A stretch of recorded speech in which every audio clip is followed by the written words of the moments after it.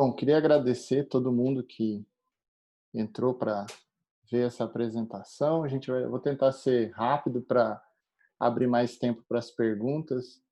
E eu também sou muito novo para falar de uma história que é bem antiga. Mas eu vou tentar aqui resumir algumas etapas e dar um overview sobre o que está acontecendo, as coisas mais interessantes que tem hoje em dia. Bom, deixa eu me apresentar primeiro. Meu nome é Renato Puga, eu sou analista de sistema. Eu fiz mestrado em ciências biológicas, né, em genética na USP de Ribeirão Preto, eu sou de Ribeirão Preto. Recentemente terminei o MBA em blockchain aqui em São Paulo, na FIAP. Depois, se alguém quiser saber por que eu estou pulando de área em área, mas tem uma conexão entre elas. Trabalhei 5 anos no AC Camargo, trabalhei mais 7 anos no Einstein e hoje sou consultor do DLE, que é do grupo Hermes Pardini. E meus contatos estão aí para quem quiser entrar em contato. Bom, só uma agendinha aqui rápida. Eu vou falar basicamente o histórico, o início da bioinformática, só uma pincelada rápida. A maturidade que mudou para a gente começar a aplicar esses exames e ter esse tipo de profissional no diagnóstico. Um pouco de TI, que a gente não vai fugir, não importa da área que você venha, biologia, biomedicina, médico ou da computação. A evolução propriamente dita, eu acho que é o que a gente está vivendo um pouco agora, desse tipo de serviço as a service. Você poder comprar não só a análise, o sequenciamento ou o relatório, enfim, tem toda a cadeia formando esse ecossistema. Um pouco desse mercado, né? Por que esse mercado está muito mais agressivo agora do que antigamente, um pouco da própria maturidade. E falar um pouco do genoma, porque chegamos ao genoma como um produto final, ainda poucos lugares oferecem, mas ainda está disponível, e as perguntas no final.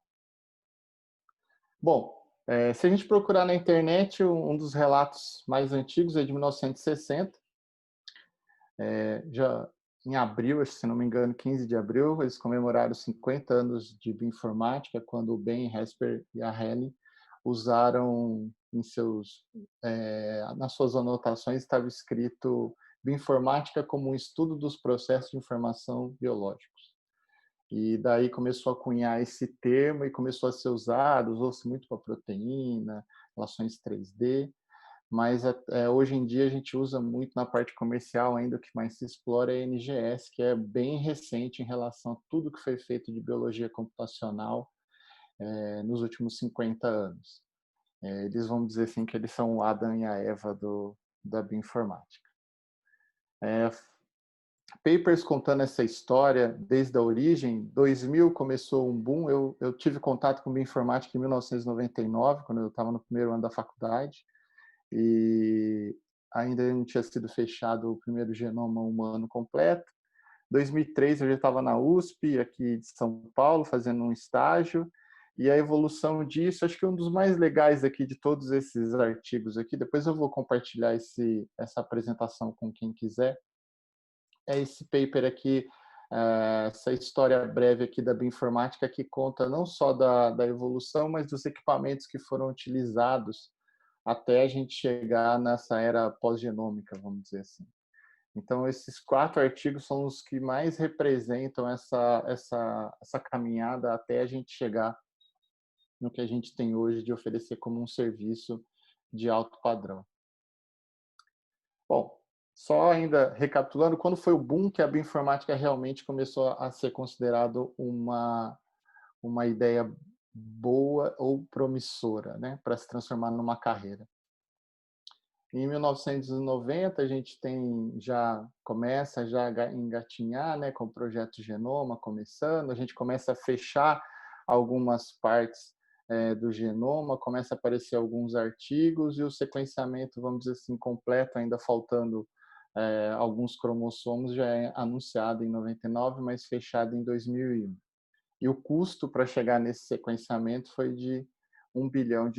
Hoje, nos cálculos atuais, já se estima que custou US$ 3 bilhões.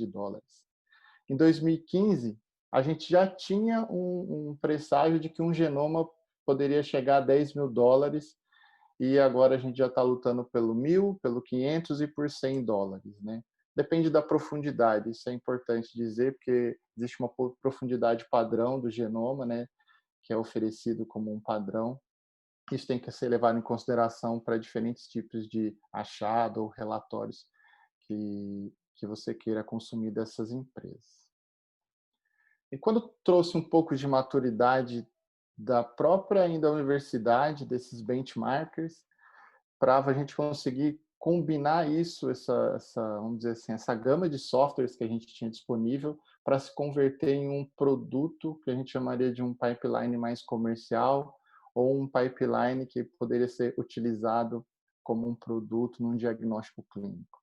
Esse paper aqui da Nature, a gente vê essas duas tecnologias, da Illumina e do Ion Proton, e diferentes tipos de pipelines, de algoritmos para chamada de variante. Aqui eles estão chamando variantes SNPs, uma variante de uma alteração só, e chamando inserções, pequenas inserções e deleções. Então, esse paper aqui, se não me engano, é de 2015, ele mostra um pouco sobre quão diferente um software pode ser e específico ele pode ser para encontrar variantes únicas ou que são compartilhadas. E dependendo do tipo de objetivo que cada algoritmo foi construído, ele pode trazer coisas únicas para eles. Então, se a gente olha aqui, vamos olhar no A, que é a Illumina, se a gente combinar 3 softwares que a gente considera bem usual, alguns são gold standard da categoria, como o Santuzo, o GATK e o Freebase.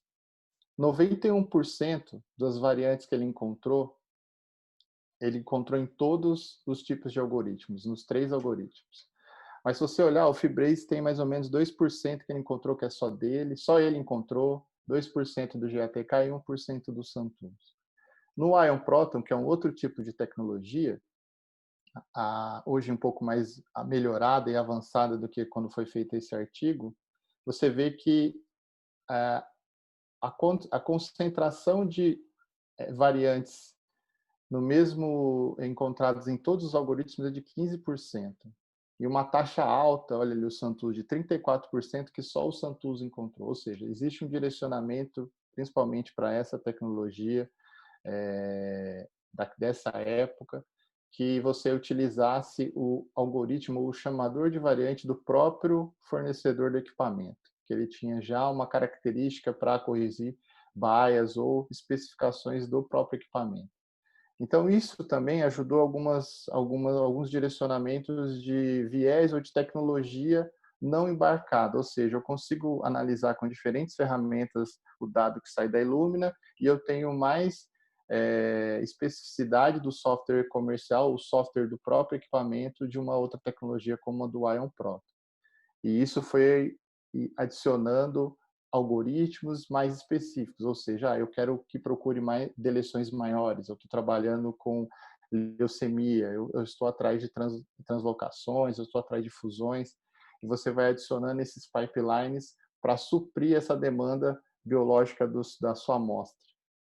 Então, isso foi uma parte de maturidade da gente entender. Não existe um software único e a combinação deles pode trazer um bom score. Então, essa 91% da Illumina aqui que a gente olhou, eu acredito mais nessas variantes e dou um peso menor para as outras variantes que só foram encontradas em um software. Bom, a gente viu que inicializou um mundo de bioinformática antigamente, biologistas teóricos, na verdade, que é a Helen. Mas como que a gente aprende bioinformática hoje, né? Como que a gente aprendia? Bom, eu gostaria que fosse desse jeito. A gente poder aprender Linux, Python e Docker em um estalar de dedos. Mas, infelizmente, não é. E esse é o que mais desanima a caminhada de quem começa a aprender bioinformática e desiste no caminho. A parte de tecnologia, apesar de estar simplificada hoje, ela é muito específica e requer um pouco de conhecimento de TI. E é um conhecimento intermediário, vamos dizer assim. E o que eu quero dizer com isso? Se a gente não tem essa bagagem de TI, a gente tem que suprir ela de alguma forma. Ou na infraestrutura, para a gente poder construir o nosso ambiente. Você construir o seu ambiente na sua casa e conseguir fazer um teste simples para falar, nossa, consegui, próximo step. O que isso trouxe? O que a gente aproveitou da tecnologia de TI para trazer de desenvolvimento de software e de infraestrutura, que é muito usado agora em nuvem, para transformar isso numa forma, vamos dizer assim, amigável e principalmente trazer reprodutibilidade. Porque reproduzir um pipeline de bioinformática de um artigo é quase impossível, mesmo a pessoa, vamos dizer, subir numa documentação e o código disponível. Até você configurar, usar as mesmas libs, etc. Isso é a parte que a TI vai ter que fazer, você vai ter que esperar o bioinformática, etc. O que o Docker trouxe para essa parte de pesquisa e já é muito usado em desenvolvimento já há anos? Você consegue criar vamos dizer assim, uma imagem daquele software naquele momento, com todas as libs que você já teve, com todos os programas, requisitos, e dizer, ó, esse pipeline, esse programa rodou do começo ao fim esse processo. E aí você consegue realmente validar aquele ou pipeline ou realmente usar aquilo para construir as suas próprias validações.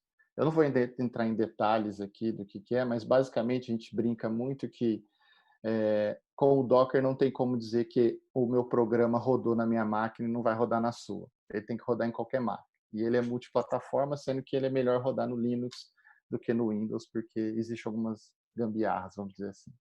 Tem um cursinho aqui, uma introdução muito boa da Universidade de Melbourne, que é containerização de bioinformática, e ele ensina como você criar os seus containers, criar sua imagem, ou seja, pegar aquele software que você utilizou, deixar ele pronto para sempre rodar da mesma forma em qualquer máquina, e as pessoas conseguirem rodar o que você fez. Bom, TI mais TI. Bioinformática usa muito de TI, muito de desenvolvimento, muito Linux, igual a gente viu lá, muito Python. Mas o que enriquece mesmo é que, hoje em dia, se alguém me pergunta como eu posso aprender bioinformática, eu falo essas três coisas. Você tem que aprender a usar o Docker, isso você vai ter que aprender a usar um pouco de Linux, etc. Mas o Docker, você tem que saber usar uma API, saber consumir uma API. O que é uma API, na verdade? Aqui eu estou deixando bem sucinto para quem não é de tecnologia, apenas para entender deixar isso no seu radar. Que existe Docker, existe APIs, existem linguagens de workflow. O que é uma API? Na verdade, é como se fosse uma janelinha, né? Um acesso direto a um programa. Por exemplo, se você quisesse pegar um conteúdo de um site, ele deixa uma portinha para você consumir aquele conteúdo em um formato simples. Na maioria dos casos, ele retorna um formato de texto. E nesse formato de texto é padronizado, às vezes, num JSON. O que é um JSON? Na verdade, é um campo e valor. Então, ele volta, olha, SNP, e aí tem uma descrição do SNP. Symbol, qual é o gene que era? Tem o nome do gene. Enfim, é bem simples. Por quê? Porque é para a máquina conversar com máquina. E linguagens de workflow é a forma mais simples de você criar uma linguagem que vai trazer para você a customização do seu pipeline. Às vezes você tem um pipeline pronto, mas você tem especificidades únicas do seu processo ou do seu exame que você está querendo fazer, ou da análise. Em pesquisa isso acontece muito, mas a criação de workflows hoje em clínicas de diagnóstico é o dia a dia, porque a gente sempre está testando e validando novos produtos, tanto pagos quanto comerciais, para a gente conseguir incorporar no nosso menu de exame e oferecer sempre o melhor da tecnologia. Isso já é 2020. Então, eu estou falando para vocês aqui, olha, tem Docker, tem API, eu não sei o que o Renato está falando, mas mesmo assim, mesmo com essas linguagens de workflow, o Luiz Pedro, que é um pesquisador que está lá em Xangai, ele criou uma linguagem para NGS. Por que ele criou uma linguagem só para NGS? Isso aqui no podcast que saiu recentemente aqui, eu deixei o link aqui depois para vocês. Quando uma linguagem de workflow dá certo, ela dá certo. Mas quando existe algum problema, temos que debugar manualmente. Ou seja, quando eu conseguir rodar lá a simplicidade de uma linguagem de workflow, está tudo bem. Mas quando dá um problema, eu não sei nem o que fazer. Ou eu tenho que ir lá e ler todo um relatório para saber aonde deu problema e fazer uma correção. Para a gente que é de computação, isso é o dia a dia. A gente fica debugando e lendo relatório de log. Mas se a ideia é simplificar para que mais pessoas que não são da parte de tecnologia usem essa ferramenta, ele tentou direcionar mais ainda uma ferramenta, então ele fez uma linguagem, isso foi um paper que ele publicou, que é os trabalhos de metagenoma que ele tem, mas a linguagem em si tem todo um conteúdo de documentação direcionado para a NGS. É uma das mais novas que tem aqui. E o que isso influencia, né? O que isso traz para a gente de escalabilidade? Quando eu consigo ter uma bioinformática que ela é escalável, ela tem, vamos dizer assim, ela tem propriedades computacionais elegantes, e eu consigo fechar tudo isso em um departamento ou um setor que eu digo, olha, aqui a gente não só desenvolve como roda a rotina, como a gente cria novos serviços. Você começa a incorporar outros tipos de tecnologia. Por exemplo, no mercado de genômica, não sei, acho que a maioria de vocês deve conhecer a Nebula Genomics.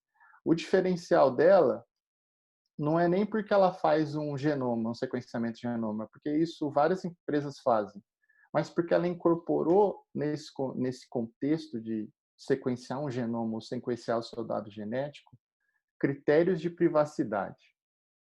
E aqui eu vou explicar mais ou menos esse ambiente aqui de critérios de privacidade. Por exemplo, existem várias empresas hoje que sequenciam seu dado genético para procurar ancestralidade.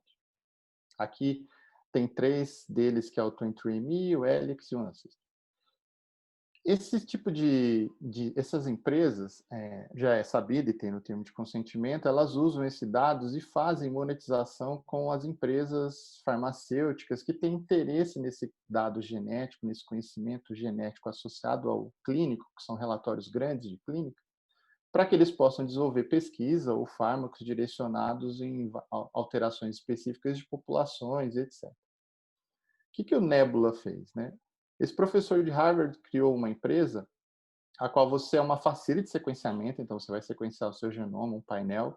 Só que a diferença é que na rede que ele criou uma rede onde você pode criar um ativo vamos dizer, da sua informação genética, e cada vez que a farmacêutica quiser consultar na base tipos de genomas ou populações que existam na base dele, você recebe esse ativo, como uma forma de token, vamos dizer assim.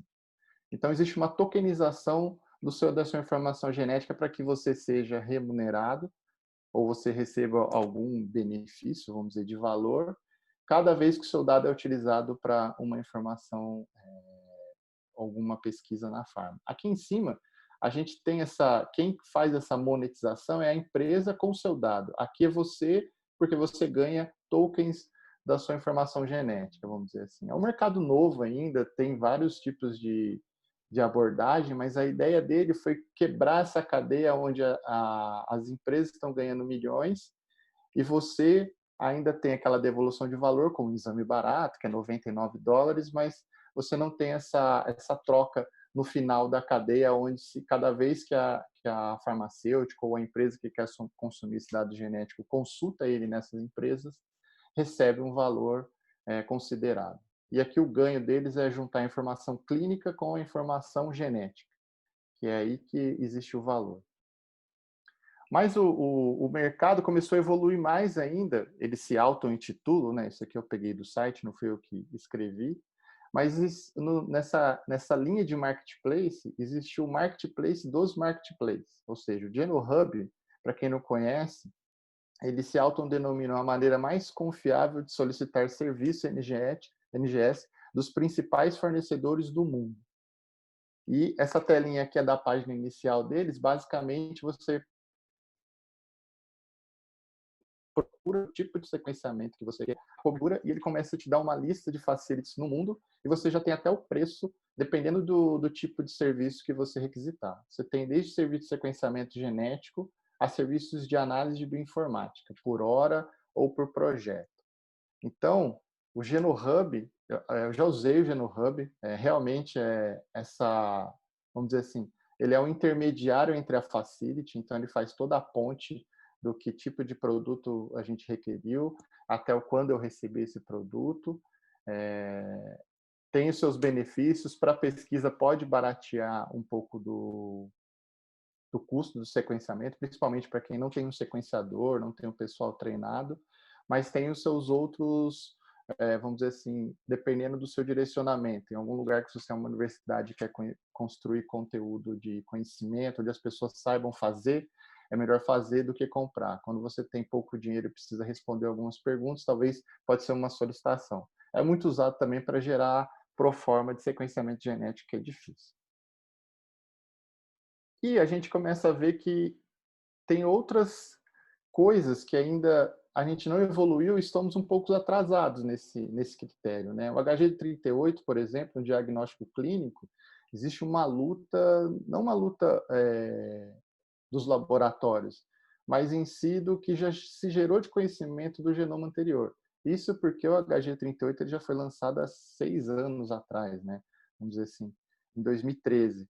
E a gente ainda não incorporou ele exatamente dentro do ambiente clínico. Tem alguns produtos que tem alguns produtos que ainda são do HG19, do HG18 até, e isso tem uma categoria, o porquê disso, né? Tem as melhorias que são óbvias, né? Você tem, eu listei elas aqui para depois vocês terem documentado, mas as melhorias de você ter SNPs que foram removidos, isso é muito bom para você não ficar errando com SNPs potencialmente positivos, mas por outro lado você tem um HG38 onde você tem que fazer essa conversão de toda a sua base, tem que ver que às vezes regiões que você tinha no HG19 elas não existem no 38, então isso precisa ser refeito ou reanotado para não ficar descoberto. Existe todo um trâmite de transição, mas a maioria dos novos kits já estão sendo feitos para o HG38. Então, acho que acredito que talvez o ano que vem essa migração aumente um pouco mais. Isso se não surgir uma nova versão do genoma ainda. Mas existem grandes melhorias no HG38, mas que ainda existe essa barreira de anotação de todo o conhecimento que foi feito e criado em cima do 19 e que ainda assim segura ele dentro dos laboratórios clínicos. Bom, bioinformática hoje é basicamente nuvem.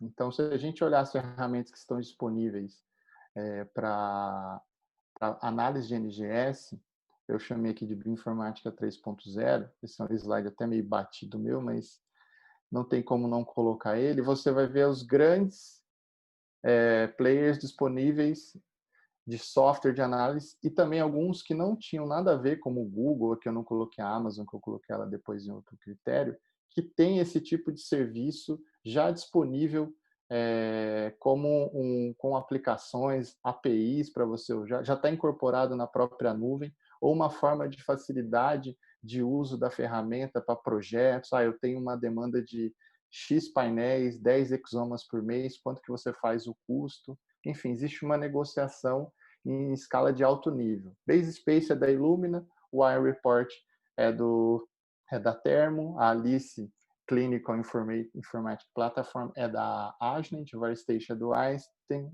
o VarStation é do VarStation agora, e o Edico Genome, ele é uma empresa que a Illumina comprou, que ela comprou, na verdade, a tecnologia por trás dela, que eu vou mostrar mais para frente, que ajudou a gente a criar a escala e transformar esses produtos de genoma de uma forma que o gargalo não vire a bioinformática. Na verdade, o gargalo tecnológico está sendo suprido muito mais rápido do que outros tipos de demanda. E por que eu estou batendo nessa tecla sobre TI mais TI? Porque aprender bioinformática hoje, ela mudou um pouco do que eu direcionar vocês. Olha, aprendam Python que você vai aprender a lidar com qualquer tipo de bioinformática. Eu acho que aprendam linguagem de workflow, que é uma linguagem não só usada para bioinformática, algumas são específicas, mas elas são usadas para automação e também de infraestrutura de processos. Então, eu listei 3 aqui, Rabix, o Cromwell e o Nextflow, que são uma das mais usadas para análise de bioinformática, e elas têm documentação massiva, workflows prontos para você ter como exemplo ou customizar o seu, e uma documentação que é possível você começar do zero sozinho, precisa de uma ajuda, né? Porque a bioinformática é basicamente consultar o Google e fórum, mas você vai conseguir ter um desenvolvimento aceitável. Parece um pouco distante do começo, da ideia inicial de uma ferramenta, de uma linguagem de programação, mas se você olhar bem, é a simplificação daquilo. E por que eu estou dizendo isso? O que o Cromwell faz, afinal? O que é um WDL? Ele basicamente ele vai fazer o seu workflow funcionar. Olha, sempre nesse lugar aqui eu coloco meus arquivos BAN. Então ele vai pegar o arquivo BAN e vai gerar um GVCF para mim. Então ele vai pegar outro arquivo BAN e vai gerar o GVCF e assim por diante. Ele faz isso em escala, basicamente procurando sempre no mesmo lugar e devolvendo a mesma informação. Esse aqui é um exemplo do GATK, do uso do Cromwell, para ele fazer esse workflow dele simples. Tem outros workflows muito mais complexos e você pode criar para cada etapa do seu processo e só atualizar aquele workflow. Então, isso trouxe um pouco mais de gerenciamento sobre o desenvolvimento de bioinformática, que às vezes era deixado pouca documentação e melhor código, mas quando precisava fazer alguma alteração ou migrar de servidores, etc., principalmente, sei lá, 5 anos atrás, isso era um problema para quem veio da pesquisa ainda assim, por causa de recursos, mas hoje em dia o nível de desenvolvimento é muito mais alto. E como a gente está falando de gerenciamento, a gente tem tipos de ferramenta como a 7Bridge. Ela é uma das que fornecem o desenvolvimento, na verdade ela é uma das financiadoras desse Rabix, e a ideia dela é você pegar a escala inteira do processo, todo o processo em si, e colocar dentro desse gerenciador, onde ele vai conseguir gerar os bancos de dados, ele vai escalar se você precisar de mais processamento, ou seja, hoje eu tenho 10 exomas, amanhã eu tenho 50. Ele consegue escalar, porque ele já ele tá em nuvem. Ele consegue também entender que você precisa de híbridas nuvens, ou seja, num projeto de pesquisa onde tem 4 centros de pesquisa, nem todo mundo usa Amazon, nem todo mundo usa Google Cloud, nem todo mundo usa XPTO. Ele consegue fazer essa conexão, ele é híbrido para isso. Então, ele já está há 10 anos no mercado e hoje a ferramenta dele assim, é uma das que mais focam nesse tipo de gerenciamento de projetos multicêntricos que necessitam de NGS ou de outros tipos de flow. E ele cria essa visualização, ele cria templates e escalas de usuário, ou seja, o que todas as ferramentas hoje que têm o perfil em nuvem de projeto, de sequenciamento genético, estão buscando, eles também oferecem, e eles criaram uma própria interface para construir os workflows dele. Que isso é uma coisa que eu sempre bato na tecla, né? Por que a gente programa, né? Por que eles construíram? Eles usaram o CWL, que é uma das linguagens, mas eles criaram o próprio template, vamos dizer assim, o interface para poder construir esse código e fazer as pessoas desenvolverem para a plataforma dele, para que não compre só o meu serviço, desenvolva a sua customização e suba também no meu serviço, que você já é um assinante. Que é essa customização que a gente muito tem visto em todas as ferramentas, não todas, mas na maioria das ferramentas que tenta fazer NGS para clínica, porque a demanda, a alteração de novos exames, de novos tipos de kits é muito rápido. Ela é dinâmica, então isso tem acontecido muito. E programar, por isso que eu bato na tecla, vamos programar em WDL ou alguma linguagem de workflow que você conseguiria já interagir com uma ferramenta de alto nível como essa. Aqui é um exemplo simples da ferramenta. Basicamente, eles criaram um visualizador que você cria os seus workflows e vai conectando eles e depois testa para ver se funciona, se não funcionar, etc. Isso aqui já é uma escala mais de desenvolvimento. Você vai precisar de um pouquinho mais do que o básico da introdução para interpretar. Mas depois que o seu workflow funciona, ele roda esse tipo de visualização e você pode saber qual etapa que ele parou, aonde ele está, quantos processos ainda estão na fila. Então, isso traz um pouquinho de automação local, você vai instalar isso aqui localmente, e ele cria essa ponte de conexão com seus projetos na nuvem. Isso aqui é bem legal, assim. A primeira vez que eu vi um negócio desse foi num congresso em Caxambu, ou Angra dos Reis, chama XMeet, é um congresso de bioinformática, que um professor da USP, o aluno dele, estava querendo fazer esse arrasta e cola, arrasta, puxa, para criar os pipelines. Né? Eu acho que evoluiu para outras coisas, mas a ideia ainda continua e ainda a maioria dos pipelines já tem uma mini interface. Tudo que é possível fazer aqui é possível fazer no código ainda, que às vezes é até mais rápido. E, filho, já chegando no final aqui, só para dar uma contextualização, eu estava falando para vocês que a Illumina tinha comprado aquela empresa, que agora faz parte da Illumina, ela tinha essa tecnologia de dragging, que é uma tecnologia de chip, é uma outra forma de fazer processamento, os algoritmos são implementados para esse chip. Hoje ela pode ser consumida como um serviço da Amazon também, custa US$ 18, né, por hora, e ele geralmente processa um genoma de 30x em 1 hora e pouco. E esse tipo de tecnologia, eu sou bem fã, eu não recebo nada para falar deles também, eu sou bem fã daqui, e eles já ganharam recorde porque eles bateram lá, fizeram 1.000 genomas pediátricos em 2 horas, etc.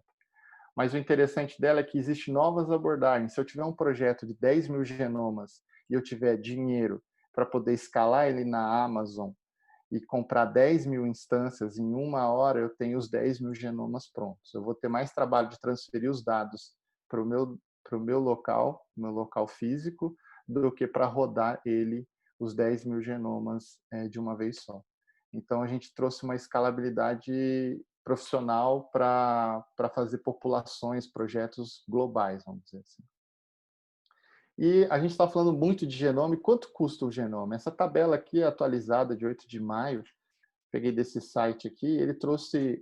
existem vários outros lugares oferecendo genoma.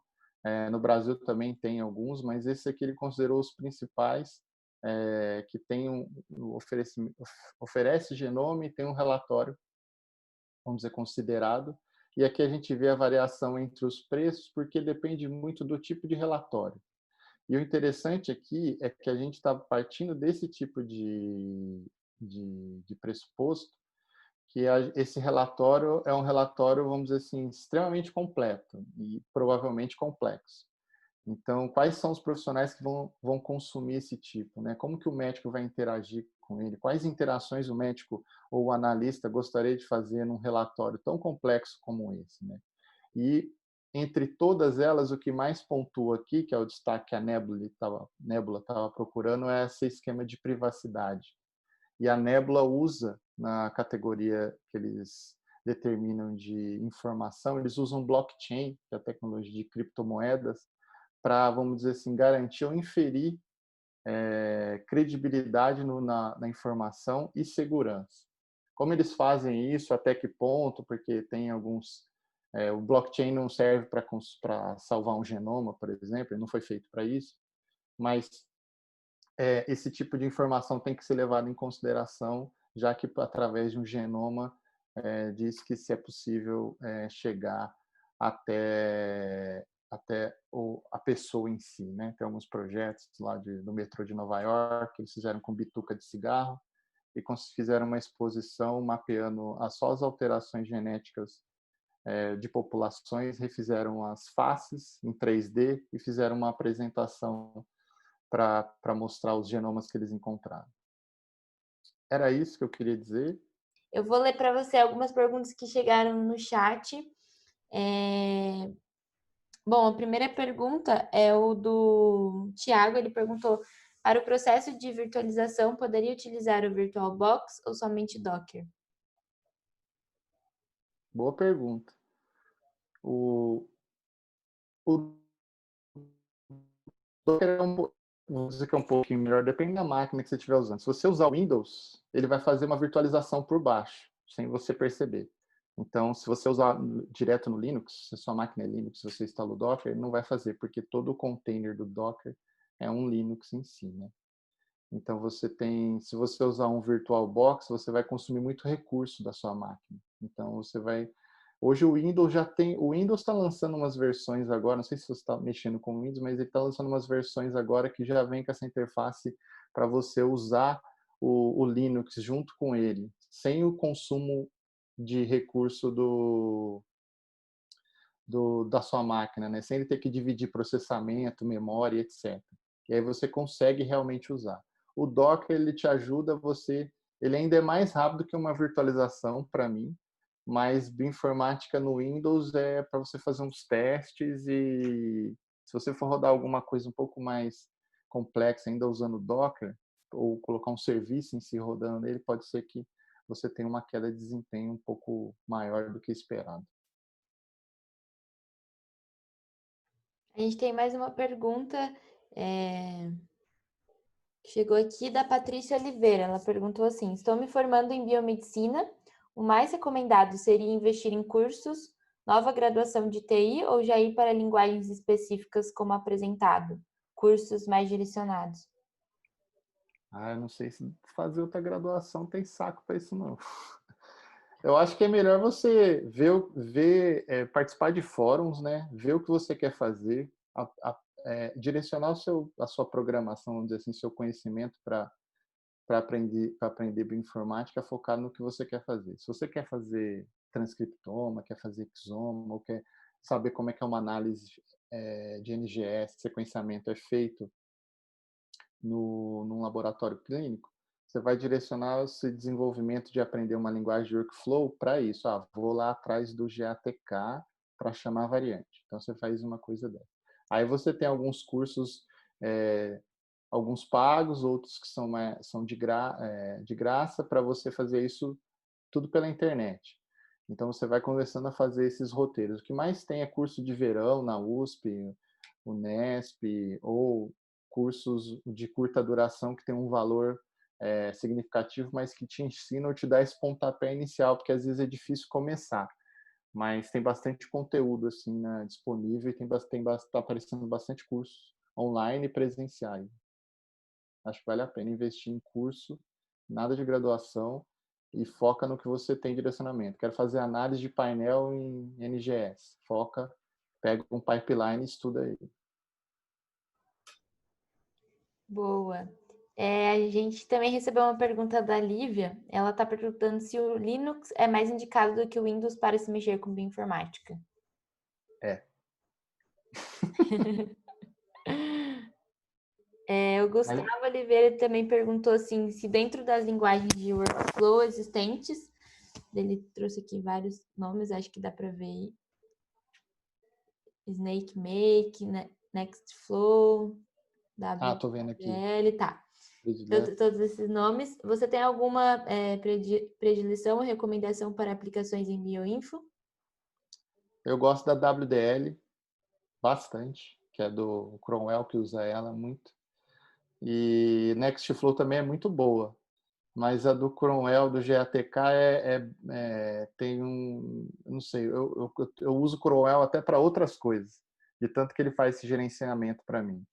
Mas o WDL, para mim, tem uma documentação boa e Nextflow, os programas que eu usei eram muito bons também. Acho que as duas estão pau a pau ali para mim.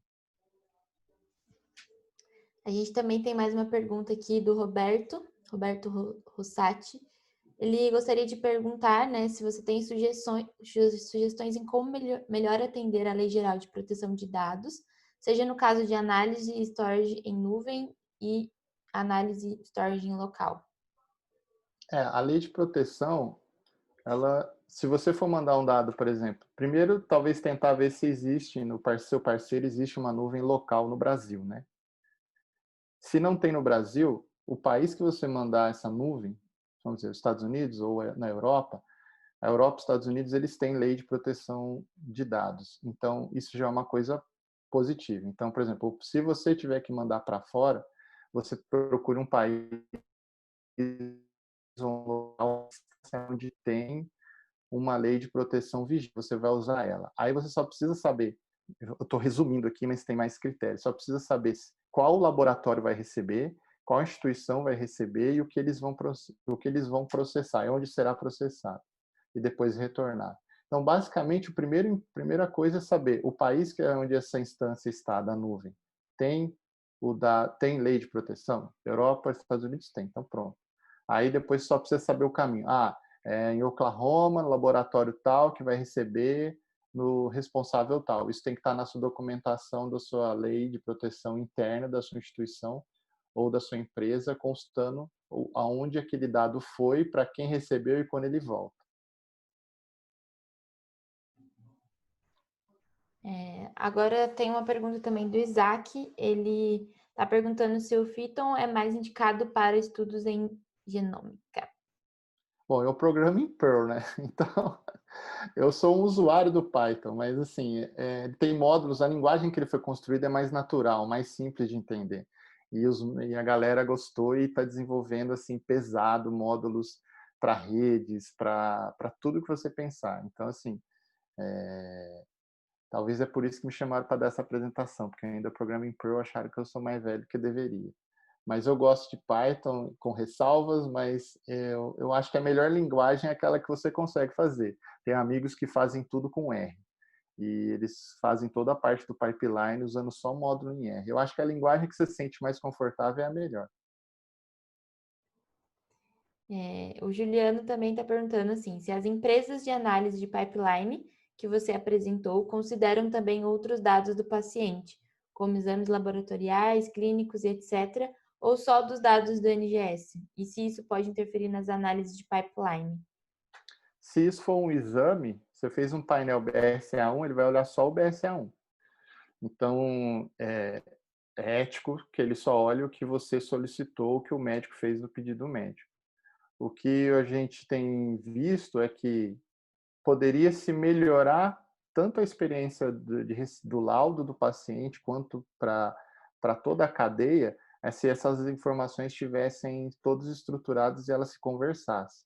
É igual eu citei daquela empresa lá de ancestralidade, né? Você preenche uma anamnese gigantesca e aí você depois dá o seu dado genético e você paga R$ 99 e ele te dá todo um histórico, de onde você veio, etc., as suas mutações. Mas ele, pelo termo de consentimento, você autorizou eles a usar os dados, ou ele pode remunerar o dado como que ele quiser, ficou na base dele. Então, aquele é um critério específico. As clínicas de diagnóstico, elas não fazem isso. Então, a não ser que eu tenha um exame novo ou um produto novo que fala, olha, eu consigo, se você subir o seu dado aqui do exame do pulmão, se você subir o seu exame de sangue aqui, eu posso fazer uma correlação. Já tem empresas fazendo isso. A Nebula, não mostrei lá na página, mas ela tem um link que você pode subir o seu dado. Então, você pode contribuir com mais informações clínicas sobre você. No final, você pode criar um histórico seu, né?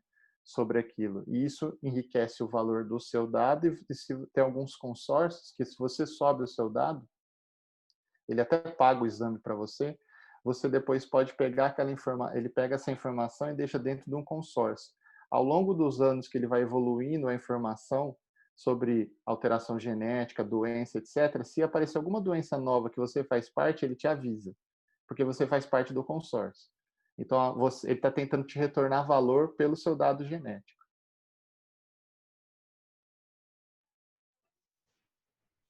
A gente também tem mais uma pergunta da Rocio. Se existem dados disponíveis de NGS para ir treinando pipelines? Tem bastante. Tem no NCBI, chama SRA, que é Short Read Archive, e tem outros lugares que tem o DIO também tem dado de transcriptoma, tem dado de microarray, são mais de 10 anos de dados lá e tem bastante coisa. O do NCBI é onde tem bastante coisa, tanto de exoma e painéis menores, dá para encontrar bastante coisa lá. Depois eu posso escrever aqui no site, que é SRA do NCBI. A Aline Bini está perguntando, teria algum artigo para recomendar a respeito de pipeline aplicado à bioinformática? Ela disse que o TCC dela é focado na aplicação do Nextflow em um pipeline de NGS e ela está com um pouco de dificuldade de encontrar um artigo legal. Deve ter sim.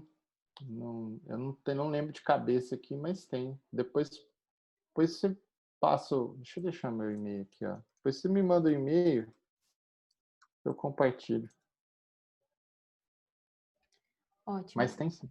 A gente, por enquanto, está sem nenhuma pergunta no chat, mas eu gostaria também de aproveitar para falar para vocês que vieram aqui hoje no webinar que na semana que vem, dia 14 e dia 16, a gente vai ter um curso que vai ser ministrado pelo David Youngarten, aqui do VarStation também. E o nome do curso é Introdução à Bioinformática com ênfase em diagnóstico clínico. Eu vou mandar aqui para vocês o link, caso vocês queiram se inscrever para participar. Na outra semana também a gente vai ter um curso com o Francisco, aqui do VarStation também, que vai ser sobre um curso básico de Docker para bioinformática. Então, vou deixar aqui para vocês o link, caso vocês queiram se inscrever. Lembrando que as vagas elas são limitadas, então se vocês tiverem interesse em participar, a gente tem um número limitado, porque o curso ele é um curso tanto teórico quanto prático, então a gente precisa ter esse número limitado de pessoas para poder ter um melhor aproveitamento das aulas. Enquanto isso, chegou outra pergunta aqui, não sei o nome dessa pessoa, mas ela perguntou, dentre as plataformas disponíveis do Linux, qual seria a mais indicada para trabalhar e qual a sua opinião em relação a BioLinux? A BioLinux. Eu gosto bastante do Ubuntu.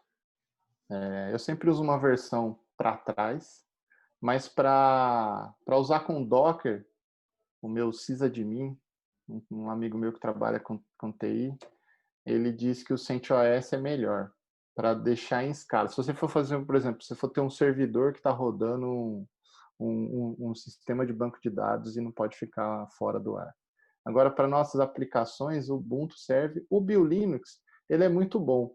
A única coisa que eu não gosto dessas, vamos dizer, distribuições feitas exclusivas é porque ela parece um tiro de canhão para matar uma barata. Então, tem muita coisa instalada. Às vezes, você só quer instalar um BWA, um GATK e fazer suas análises simples.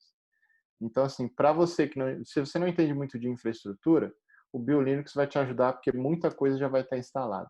Se você tem um pouquinho de conhecimento assim já, às vezes você vai ver que o BioLinux ele é muita coisa para o que você vai fazer. Mas eu não tenho, não, eu já usei, é bom, eu só comecei a usar menos porque como eu comecei a usar Docker, ele começou a ser menos, cada aplicação minha roda num container. Então cada aplicação minha é uma imagenzinha do Docker. Bom, então acho que é isso. Mais uma vez, obrigada pela aula que a gente teve aqui. E obrigada também por cada um que ficou até o final, né? A gente chegou aí a ter 95 pessoas online nesse webinar.